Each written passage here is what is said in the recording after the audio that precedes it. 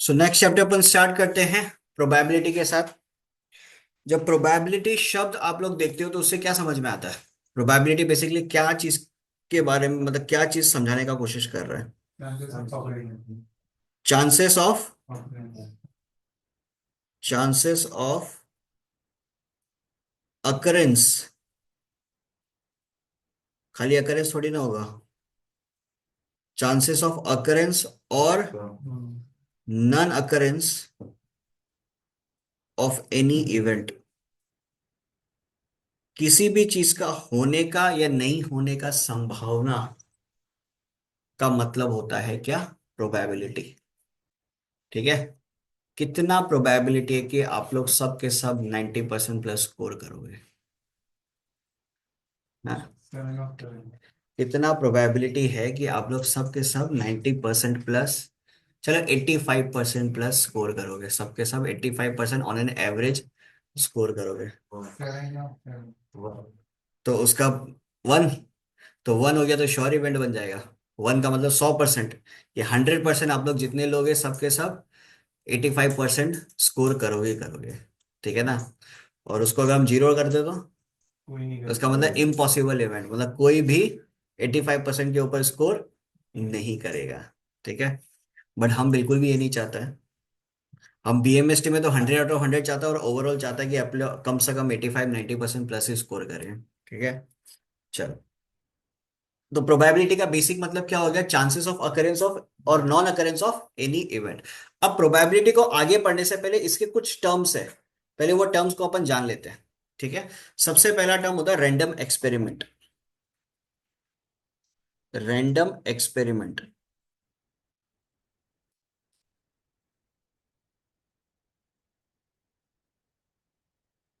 Random experiment का मतलब क्या हो गया? An experiment which is done randomly, whose outcomes और रिजल्ट्स आर नॉट प्रेडिक्टेड। ठीक है ना? आउटकम्स और रिजल्ट के बारे में अपन बता नहीं सकते कि क्या होने वाला है। जैसे कि एक कॉइन हमारे पास है, एक कॉइन को अपन उछाल रहे हैं। ठीक है। एक कॉइन को अपन टॉस कर रहे हैं, तो कॉइन तो हवा में है। अब वो गिरेगा, गिरेगा तो क्या आ सकता है? या तो हेड आ सकता है या टेल आ सकता है। अब एग्जैक्टली नहीं बता सकते क्या आएगा। तो जब अपन कॉइन को उछाल रहे हैं ना, और उसका आउटकम को अपन, या उसका result, outcome is nothing but result, उसका आउटकम या रिजल्ट को अपन प्रेडिक्ट नहीं कर सकते, उसी को अपन क्या बोलते हैं? Random experiment. ठीक है। जिसका दो या दो से ज्यादा आउटकम रहेगा। बिकॉज रैंडम एक्सपेरिमेंट उसी के पॉसिबल है जिसका दो या दो से ज्यादा आउटकम्स होगा। जैसे डाइस को अगर अपन रोल करते हैं, तो डाइस को जब अपन रोल करते हैं, क्या क्या संभावना हो सकता है? वन आ सकता है, टू आ सकता है, थ्री आ सकता है, फोर आ सकता है, फाइव आ सकता है, सिक्स आ सकता है। कोई भी नंबर इनमें से आ सकता है। तो ये अल्टीमेटली हमारे लिए क्या है? एक तरीके का रैंडम एक्सपेरिमेंट। ठीक है। दूसरा टर्म अपने पास आता है सैंपल स्पेस। सैंपल स्पेस क्या हो गया? सैंपल स्पेस का मतलब होता है total possible outcomes. Total possible outcome, इसका मतलब हो गया कि आप जब एक कॉइन को टॉस करते हो, ठीक है ना, एक कॉइन को जब आप टॉस करते हो, तो कॉइन का सैंपल स्पेस क्या बन सकता है? हेड और टेल। टोटल पॉसिबल आउटकम्स तो ये है ना, या कॉइन जब गिरेगा या तो हेड आएगा या टेल आएगा। यही तो पॉसिबल आउटकम्स। इससे ज्यादा और कुछ हो सकता है क्या? नहीं हो सकता है। एक डाइस को अगर अपन रोल करते हैं, तो डाइस को रोल करेंगे तो क्या आ सकता है? वन आ सकता है, टू आ सकता है, थ्री आ सकता है, फोर, फाइव, सिक्स। इससे ज्यादा पॉसिबिलिटी है क्या? नहीं है। तो किसी भी एक्सपेरिमेंट का जो टोटल आउटकम होता है, जो टोटल पॉसिबल आउटकम होता है, उसी को अपन क्या बोलते हैं? Sample space. तो एक चीज हमेशा याद रखना, प्रोबेबिलिटी का सम जब आप सॉल्व करोगे, जब आपके पास प्रॉब्लम आएगा, उस प्रॉब्लम में सबसे पहला पोर्शन जो आपको सॉल्व करना वो है सैंपल स्पेस। सबसे पहले आप सैंपल स्पेस को डिफाइन करो, उसके बाद में फर्दर आप प्रॉब्लम को सॉल्व करने जाओ। ये बात हमेशा याद रखना। सबसे पहले आप डिफाइन करो सैंपल स्पेस, क्योंकि भाई इस एक्सपेरिमेंट का सैंपल स्पेस क्या होने वाला है। ठीक है। नेक्स्ट हमारे पास होता है इवेंट। इवेंट बेसिकली क्या हो गया? Subset of sample space. Subset of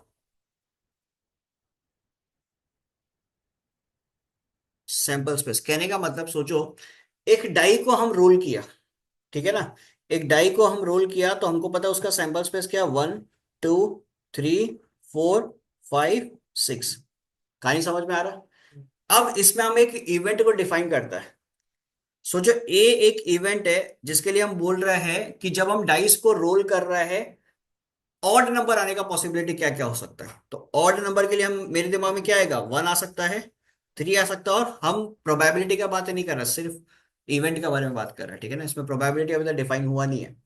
सोचो एक बी एक इवेंट है, उसमें हम बोलते हैं कि भाई इवन नंबर आने का प्रोबेबिलिटी, इवन नंबर आने का पॉसिबिलिटी क्या हो सकता है, तो इवन नंबर का पॉसिबिलिटी क्या होगा, 2 4 6। क्लियर एजेस? तो अब खुद देख लो, क्या ए एस का सबसेट है, क्या बी एस का सबसेट है? तो ये बात हमेशा याद रखना, इवेंट जो होता है वो हमेशा सैंपल स्पेस का सबसेट होगा। क्लियर? इवेंट का मतलब हो गया कि आप कोई एक्सपेरिमेंट कर रहे हो, आप कोई एक्सपेरिमेंट कर रहे हो, और आप क्या उम्मीद लगा के बैठे हो कि भाई क्या आएगा। जैसे कि a coin is tossed, a coin is tossed, what is the probability of getting a head? Getting a head is your event. Coin is tossed, it is your experiment. Coin is tossed, sample space क्या बनेगा, head tail. Getting a head, head तो एक ही आ रहा है, तो क्या हो गया तुम्हारा प्रोबेबिलिटी, 1/2। अब अपन बात करते हैं प्रोबेबिलिटी का डेफिनेशन के बारे में। Probability of any event define कैसे होता है, बेसिक प्रोबेबिलिटी डिफाइन कैसे होता है, देखो, probability of any event is nothing but favourable outcome, favourable outcome of A divided by total outcome.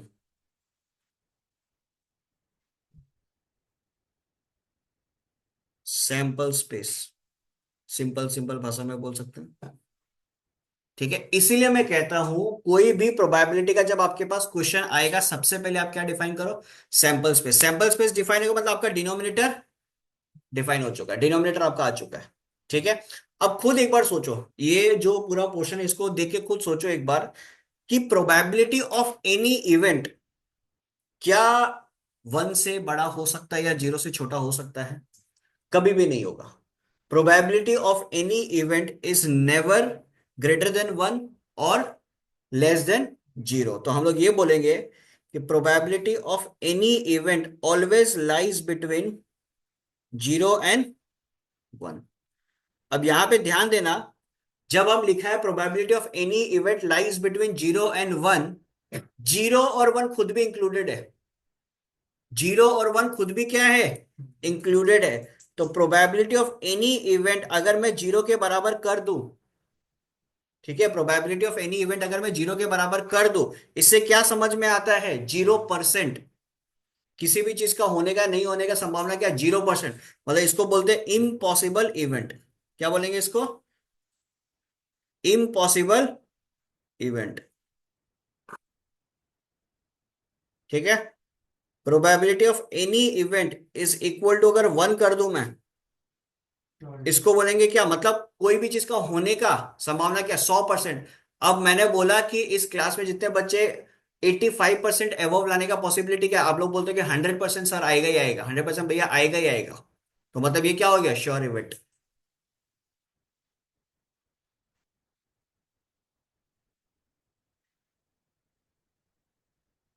बोलो यहां तक कहानी समझ में आ रहा है? इधर तक कोई दिक्कत किसी को? क्लियर ये चीज? ठीक है।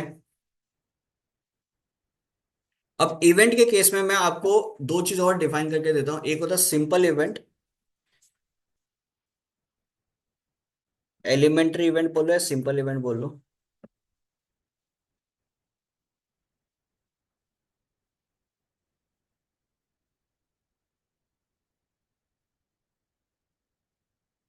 और एक होता है कंपोजिट इवेंट, कंपोजिट इवेंट बोलो या कॉम्प्लेक्स इवेंट बोलो।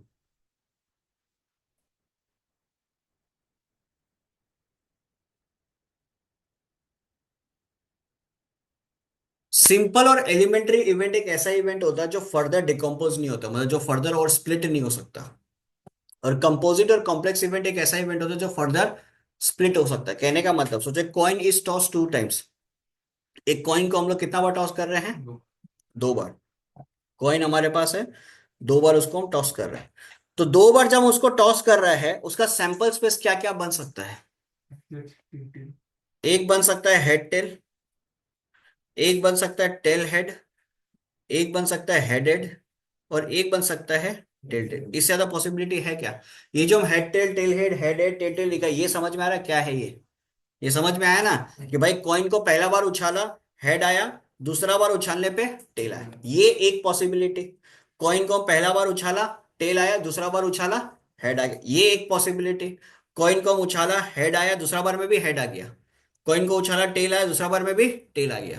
तो टोटल 4 पॉसिबिलिटी। एक कॉइन को जब 2 बार टॉस करते हैं, एक कॉइन को 2 बार टॉस करना है, 2 कॉइन को एक बार टॉस करना, दोनों का मतलब एक ही होता है। ठीक है, सैंपल्स पे सेम ही बनेगा। ठीक है, तो इसमें पॉसिबिलिटी कितना हो गया तुम्हारा? 4। अब इसके अंदर देखो कि एलिमेंट्री इवेंट कौन सा और कॉम्प्लेक्स इवेंट कौन सा है।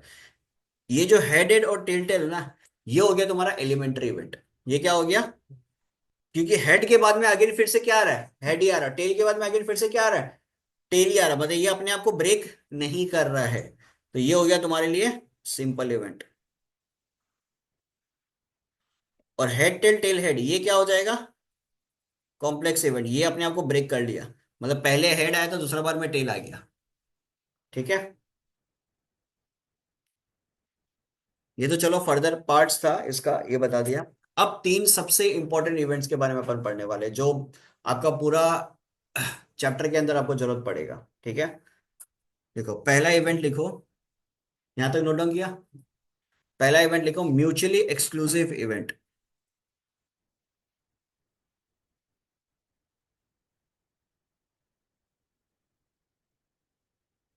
Mutually exclusive event. ठीक है, म्यूचुअली एक्सक्लूसिव इवेंट का मतलब क्या होता है? सपोज टू इवेंट्स ए और बी है, two events A and B are said to B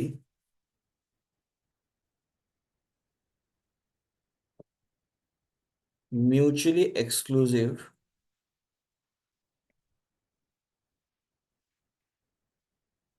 if probability of A intersection B is equal to। ठीक है, देखो डाइस का केस लेते हैं। एक डाइस को रोल किया, ठीक है, सैंपल्स पे सारा 1, 2, 3, 4, 5, 6। ठीक है, उसमें एक इवेंट कंसिडर करता है गेटिंग एन ऑड नंबर। क्या चीज? Getting an odd number. तो गेटिंग एन ऑड नंबर पे पॉसिबिलिटी क्या आएगा? 1, 3, 5। बी एक इवेंट कंसिडर करते हैं गेटिंग एन इवन नंबर, क्या आएगा? 2, 4, 6। यहां तक कहानी समझ में आ रहा? ठीक है, अब एक बार खुद ढंग से देखो, अगर मैं इनका ए इंटरसेक्शन बी निकालता हूं, ए इंटरसेक्शन बी निकालता हूं, क्या आएगा? 5, मतलब 0। आएगा ना? नहीं आएगा? ए और बी में कुछ भी कॉमन है? नहीं है। तो इनका अगर मैं प्रोबेबिलिटी निकालने जाता हूं, प्रोबेबिलिटी का मतलब क्या होता है? Favourable outcomes to A divided by total outcome. Favourable outcome क्या है? 0। बिकॉज हम लोग प्रोबेबिलिटी तो ए इंटरसेक्शन बी का निकाल रहा है ना, तो फेवरेबल आउटकम भी इसी का ही दिखेगा। तो इसका फेवरेबल आउटकम क्या है? 0। Divided by total outcome. Total outcome का मतलब क्या होता है? Sample space. सैंपल स्पेस कितना है तुम्हारे पास? 6। तो 0/6 is how much? 0। So that's why it is known as mutually exclusive event. तो म्यूचुअली, नहीं वो तुम वैल्यू वाइज लिखते हो तो 0 ही लिखेगा। ठीक है, अगर तुम्हारा वो होता क्या बोलता है, सेट थ्योरी होता तो 5 लिखता। तो 5 भी बेसिकली क्या एम्प्टी सेट ही हो गया ना। ठीक है, हाँ। तो म्यूचुअली एक्सक्लूसिव इवेंट का बात करेंगे, तो म्यूचुअली एक्सक्लूसिव इवेंट क्या हो गया? कि कोई भी दो या दो से ज्यादा इवेंट, इट माइट बी दो या दो से ज्यादा भी हो सकता है, A intersection B intersection C भी हो सकता है। ठीक है, कोई भी दो या दो से ज्यादा इवेंट अगर आपके पास है, उनको म्यूचुअली एक्सक्लूसिव तभी बोलेगा जब उनका पी ऑफ इंटरसेक्शन भी 0 के बराबर होगा। ठीक है, नेक्स्ट केस लेते हैं, एग्जॉस्टिव इवेंट का। इसको टू और मोर इवेंट्स कर दो, टू और मोर events.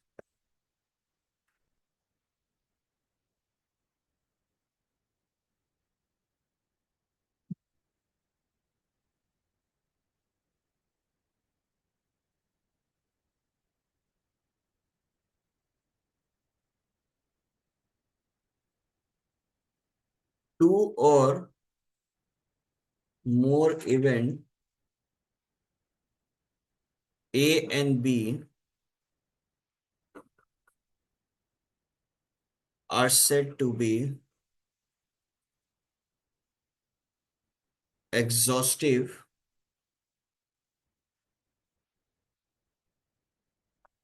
if P of A union B is equal to 1। ठीक है। दो या दो से ज्यादा इवेंट को एग्जॉस्टिव कब बोलेंगे?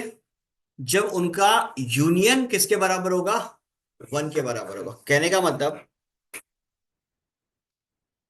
सैंपल स्पेस वही 1 2 3 4 5 6। ए इवेंट तुम्हारे पास है getting an odd number 1 3। B event वही तुम्हारे पास है getting an even number. Clear? अब इसका ए यूनियन बी अगर आप निकालते हो, ए यूनियन बी क्या होगा? 1 2 3 4 5 6, यही होगा। यूनियन का मतलब क्या होता है? यूनिटी। जितने भी एलिमेंट्स है सबको साथ आप कंसिडर कर लो। अब इनका प्रोबेबिलिटी निकालेंगे। तो प्रोबेबिलिटी क्या होता है? Favourable outcomes divided by total outcome. तो फेवरेबल आउटकम यहाँ पे कितना है? 6 डिवाइडेड बाय टोटल आउटकम यहाँ पे कितना है? 6। तो 6/6 किसके बराबर हुआ? क्लियर? तो ये कहानी है आपका एग्जॉस्टिव इवेंट का। यहां तक कोई दिक्कत किसी को? क्लियर है सबका?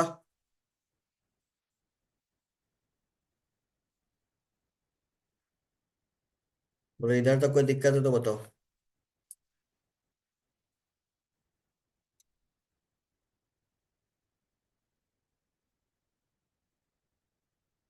नेक्स्ट देखो, equally likely event.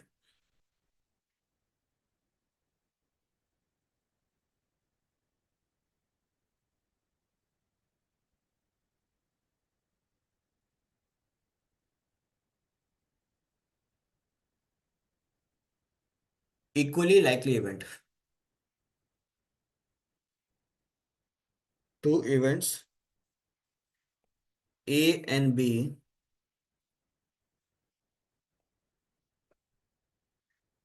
are said to be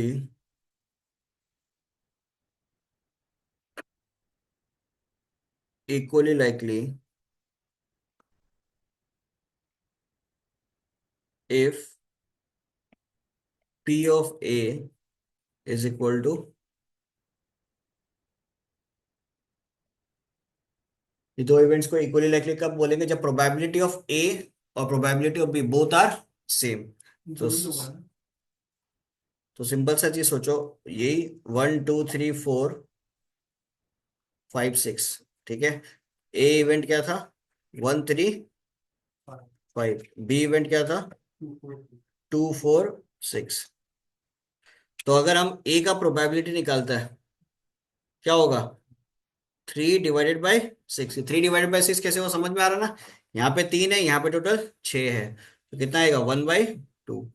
probability of B 3/6, ये भी क्या आ गया? 1/2। तो इसको हम लोग बोल सकते हैं क्या? Equally likely. कोई दिक्कत इसके अंदर? ये तीन चीजें समझ में आ रहा है सबको? म्यूचुअली एक्सक्लूसिव के लिए कंडीशन क्या था? कि P of A intersection B should be equal to 0। Exhaustive के लिए कंडीशन क्या है? P of A union B should be equal to 1। Equally likely के लिए कंडीशन क्या है? P of A should be equal to P of B. Clear ये चीज? यहां तक कोई दिक्कत? तो यहाँ पे आधा पार्ट समझ लो आपका प्रोबेबिलिटी का खत्म हुआ। ठीक है। अब नेक्स्ट पार्ट में अपन मूव करेंगे, that is axiomatic approach to probability. Axiomatic approach to probability is nothing but जो अपन सेट थ्योरी में पढ़ के आए थे, जो फॉर्मूला सेट थ्योरी में पढ़ा था वही चीज अपने को यहाँ पे पढ़ना है। सेट थ्योरी में एक फॉर्मूला पढ़ा था n of A union B का। क्या था? N of A plus n of B minus n of A intersection B, जो फॉर्मूला हुआ करता था ए यूनियन बी का, सेम चीज इधर भी पढ़ना है। ठीक है।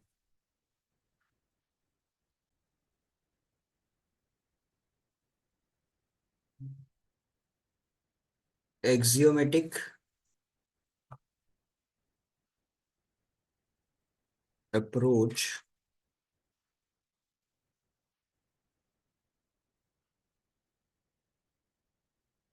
To probability.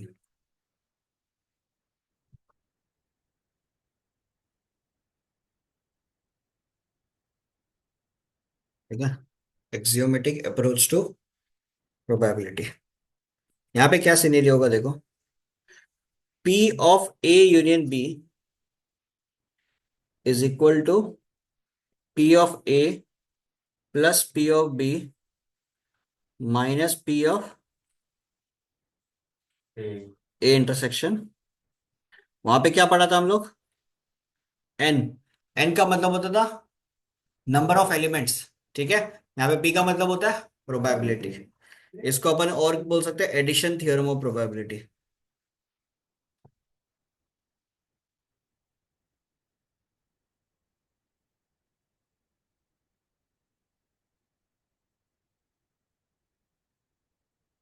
ठीक है, अब सोचो, if A and B are mutually exclusive. ठीक है, if A and B are mutually exclusive, तो सिचुएशन क्या होगा, P of A union B is equal to P A plus P B. ये समझ में आ रहा है क्यों हुआ? बिकॉज अगर ए और बी म्यूचुअली एक्सक्लूसिव हो गया, तो ए इंटरसेक्शन बी जो है वो तो जीरो हो जाएगा। तो P of A union B किसके बराबर होगा, P A plus P B के बराबर। अब अगर सोचो ऐसा सिचुएशन आ जाए, if A and B are mutually exclusive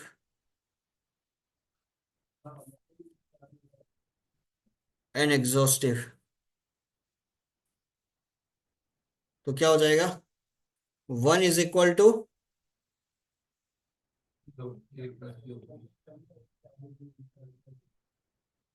ये क्यों हुआ समझ में आ रहा है?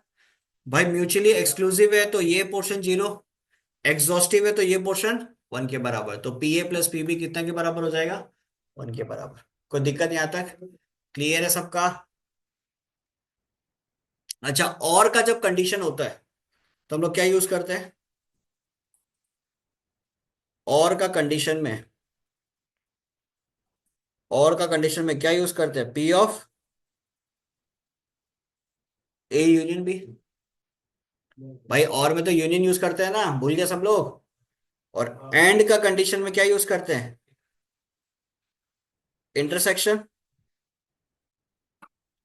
ठीक है, अब सोचो ऐसा आ गया ए नॉट बी, तब क्या यूज करोगे, P of A minus B.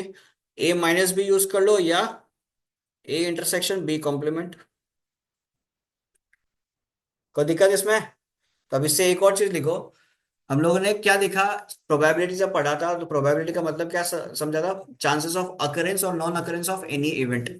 ठीक है, तो प्रोबेबिलिटी का बेसिक एक चीज होता है, probability of occurrence of any event plus probability of non occurrence of any event is equal to one. जब हम ए लिख रहे हैं तो इसका मतलब वो इवेंट का होने का संभावना, एक कॉम्प्लीमेंट लिख रहा है तो इसका मतलब वो इवेंट का नहीं होने का संभावना।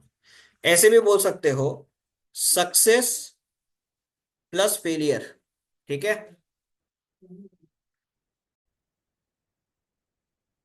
Probability of success plus probability of failure is equal to कितने के बराबर हो जाएगा, वन। कोई दिक्कत इसके अंदर? तो मतलब कभी भी आपको सिचुएशन दिया हुआ रहेगा ना, प्रोबेबिलिटी ऑफ सक्सेस फेलियर का, तो एक निकल गया दूसरा ऑटोमेटिकली निकल जाएगा। प्रोबेबिलिटी ऑफ सक्सेस निकल गया तो फेलियर निकल जाएगा, फेलियर निकल गया तो सक्सेस भी ऑटोमेटिकली निकल जाएगा। प्रोबेबिलिटी ऑफ सक्सेस सोचो कि 2/5 है, तो फेलियर कितना होगा, 3/5। बात समझ में आ रहा है? प्रोबेबिलिटी ऑफ सक्सेस 1/2 है, तो फेलियर कितना होगा? 1/2। क्लियर? तो हमेशा याद रखो success plus failure should be equal to 1 के बराबर। कोई दिक्कत यहां तक? यहां तक कोई इशू किसी को? क्लियर है सबका? चलो। अच्छा, अब एक और चीज लिखो, odds against and odds favor।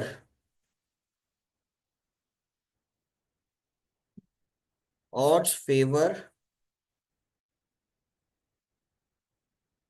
and odds against।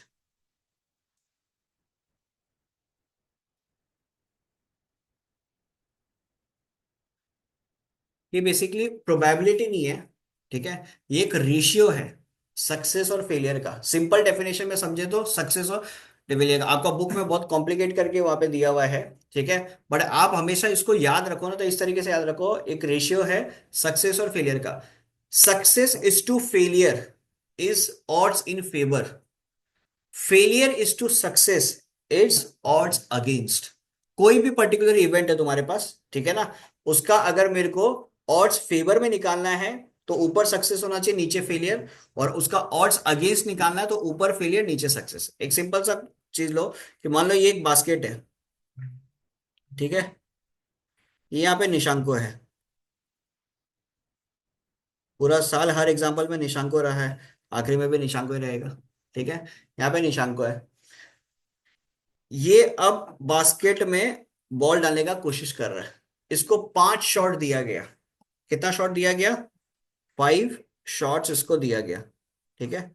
5 shots में ये 2 बार बास्केट कर सकता है, सॉरी, मतलब 5 शॉट्स में 2 बार इसने बास्केट किया और बाकी 3 बार ये नहीं कर पाया, ठीक है ना। 5 शॉट्स में ये 2 बार बास्केट कर पाया और ये 3 बार बास्केट नहीं कर पाया। तो अब इस केस के अंदर अगर हम ऑड्स फेवर का बात करें, क्या होगा? 5 शॉट था तुम्हारे पास, सक्सेस कितना मिला इसको? 2। मतलब इसके लिए सक्सेस क्या है? बॉल जब बास्केट में जा रहा है वो इसका सक्सेस है, तो इसके लिए सक्सेस कितना हुआ? 2। और 3 बार ये नहीं डाल पाया तो फेलियर कितना हुआ? 3। तो ऑड्स फेवर का रेशियो क्या हो गया? 2:3 का। ऑड्स अगेंस्ट का बात करेगा तो रेशियो क्या आ जाएगा? 3/2, बिकॉज ऊपर फेलियर नीचे क्या? सक्सेस। कोई दिक्कत? अब एक बात बताओ मेरे को, तुमको एग्जाम में ऑड्स फेवर मिल जाए और तुमको प्रोबेबिलिटी उसी इवेंट का निकालने बोले, डायरेक्ट निकाल पाओगे इसको देख के? बोलो, निकाल पाओगे? प्रोबेबिलिटी पे आप डेफिनेशन पढ़ते क्या हो? Favourable outcomes divided by total. Favourable outcome is nothing but ऊपर सक्सेस है, favourable outcome is nothing but the success divided by total outcome, ठीक है। तो इस जगह पे फेवरेबल क्या है? 2। टोटल क्या है? 5, बिकॉज टोटल कितना शॉट मिला इसको? 5। और सोचो ऑड्स अगेंस्ट दिया हुआ, उससे तुमको प्रोबेबिलिटी निकालना है तो क्या होगा? तो भी तो भाई 2/5 ही होगा, 3/5 नहीं, 2/5 ही होगा। ऊपर जो दिया हुआ है दैट इज योर फेलियर, नीचे जो दिया हुआ that is your success. Probability of missing the shots निकाल सकते हैं ना। क्या चीज? Probability of missing the shot करके 3/5। हाँ, वो अगर यदि क्वेश्चन वैसा बोला, उल्टा अगर यदि तुमको बोल दिया कि क्या प्रोबेबिलिटी है कि वो शॉट नहीं डाल पा रहा, तब 3/5 हो जाएगा, ठीक है ना। यहाँ पे सवाल ये था कि प्रोबेबिलिटी तुम बताओ शॉट डालने का, और क्वेश्चन में तुमको ऑड्स अगेंस्ट दे दिया। समझ में आ रहा है? तब तो 2/5 ही होगा ना, because favourable outcome divided by total outcome. Question अगर ऐसा होता, ऑड्स अगेंस्ट दिया हुआ, सोचो क्वेश्चन ऐसा होता, what is the probability of missing the shot, तब आंसर क्या होता? 3/5, बिकॉज 3 बार ये मिस कर रहा है। या सोचो ऑड्स फेवर दे दिया तो भी आंसर क्या होता? 3/5।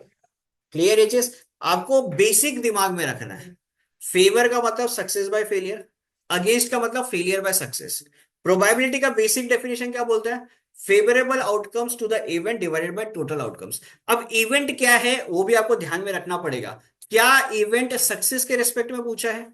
क्या इवेंट फेलियर के रेस्पेक्ट में पूछा है? इवेंट कुछ भी हो सकता है जो क्वेश्चन में इवेंट रहेगा, ठीक है। यहां तक समझ में आ रहा कहानी? कोई दिक्कत इधर तक? चलो, अब यहां तक अपन पढ़ लिया, इससे रिलेटेड अब 4-5 क्वेश्चन और सॉल्व करते हैं आज, ठीक है। बाकी और बीच में और कोई कॉन्सेप्ट आया तो क्वेश्चन के साथ कंप्लीट कर लेंगे, ठीक है। तो एक्सरसाइज का क्वेश्चन नंबर 12 से स्टार्ट करते हैं। उससे पहले जितना भी क्वेश्चन आपको दिया हुआ सारा थ्योरेटिकल क्वेश्चन है, ठीक है ना। वो सारा थ्योरी आपको ऑलरेडी बुक से मिल जाएगा, लिमिटेशंस वगैरह है, क्लासिक डेफिनेशंस वगैरह, तो वो आप लोग देख लेना बुक से, ठीक है। प्रैक्टिकल क्वेश्चंस 11 से चालू होते हैं। 11 आपका क्या है ना, 11 में आपको प्रूफ करना है, तो वो अगला क्लास के अंदर प्रूफ करेंगे, अभी 12 से स्टार्ट करते हैं, ठीक है।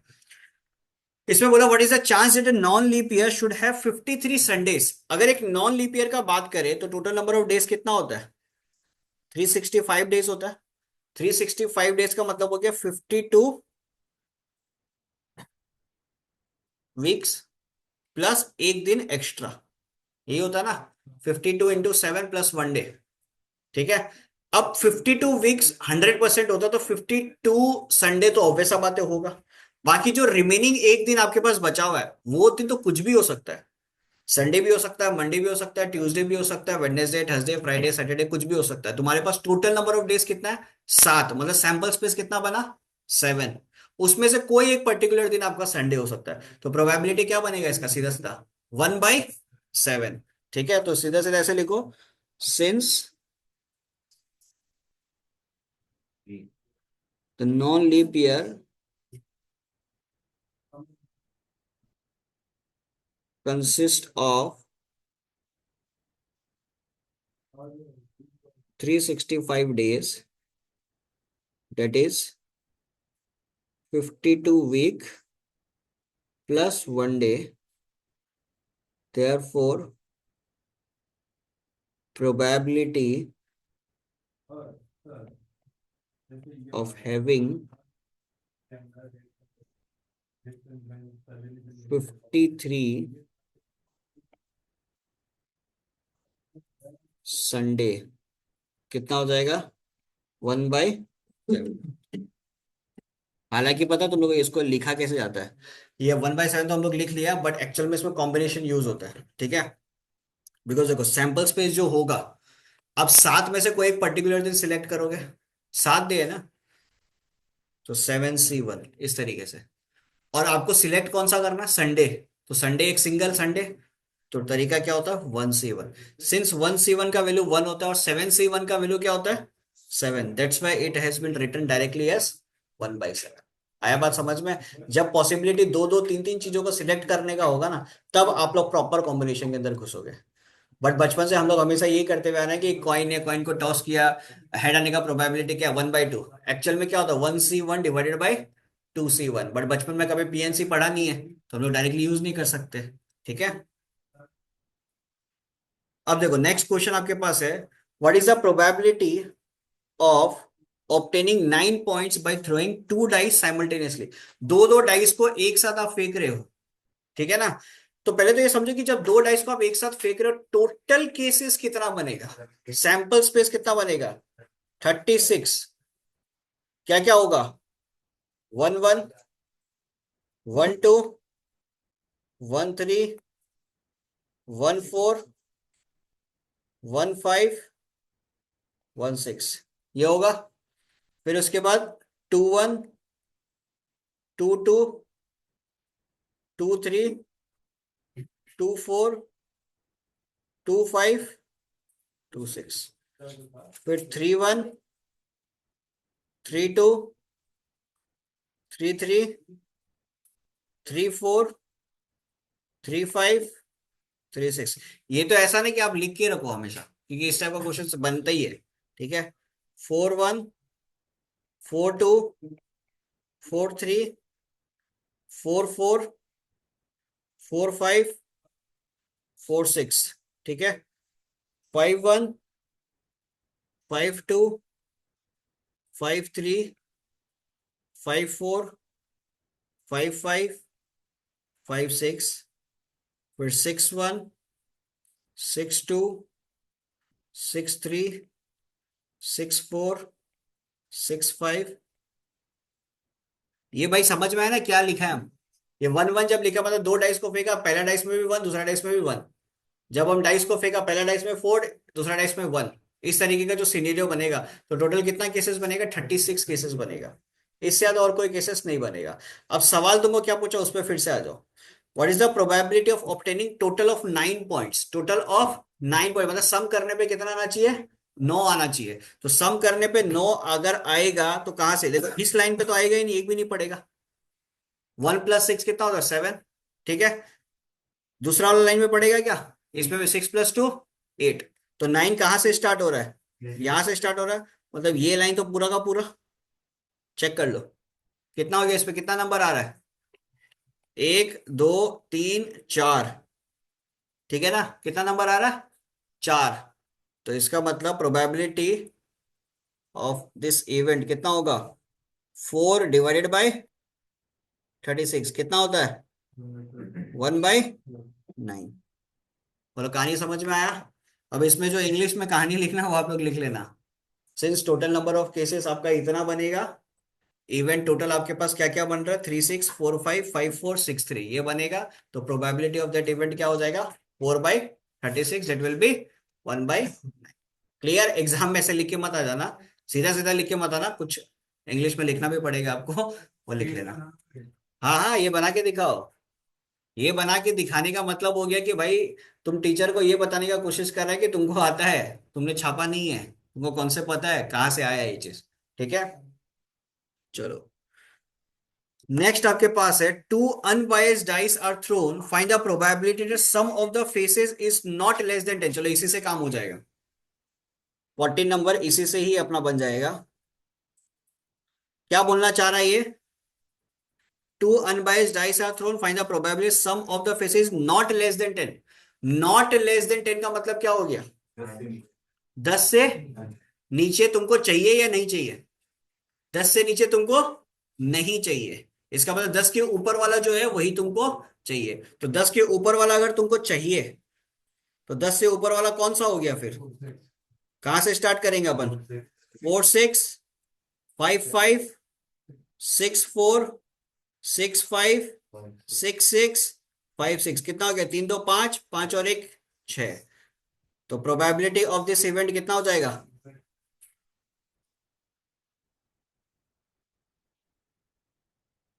इसको बी इवेंट मान लेता है, तो ये हो जाएगा 6/36 कितना आ गया। बोले ये कहानी समझ में आ रहा सबको, क्लियर है। देखो अब ये जो हम लोगों ने कहानी बनाया इसी से 2 क्वेश्चन अपना सॉल्व हो गया। ठीक है ना, नेक्स्ट 15 नंबर देखो। 15 नंबर क्या बोलता है, ए bag contains 7 white 6 red and 5 black balls. ठीक है, इसको थोड़ा सा नीचे ले आता है एक बार। एक बैग हमारे पास है, ठीक है, जिसमें क्या क्या दिया हुआ, 7 व्हाइट बॉल, 6 रेड बॉल और 5 ब्लैक बॉल। टोटल कितना हो गया हमारे पास, 7 6 5 11 18 बॉल। ठीक है ना, टोटल कितना बॉल हो गया, 18 बॉल्स हमारे पास हो गया। ठीक है, अब उसमें बोलता है 2 balls are drawn at random. 18 में से क्या कर रहे हो आप, 2 बॉल्स आप रैंडमली निकाल रहे हो। Find the probability that they will be white. तो पहले मैं हमेशा क्या कहता हूं, सबसे पहले आप क्या बनाओ, सैंपल स्पेस बनाओ। टोटल आपके पास कितना बॉल है, 18। 18 में से रेंडमली आप कितने बॉल्स पिक कर रहे हो, 2 बॉल्स। तो कितने तरीके से पिक कर सकते हो, 18C2। 18C2 वे से आप टोटल 2 बॉल पिक कर सकते हो। तो इसका जब आप लिखोगे कहानी, 18 फैक्टोरियल डिवाइडेड बाई 2 फैक्टोरियल, 18 - 2 कितना होता है, 16। तो 17 ×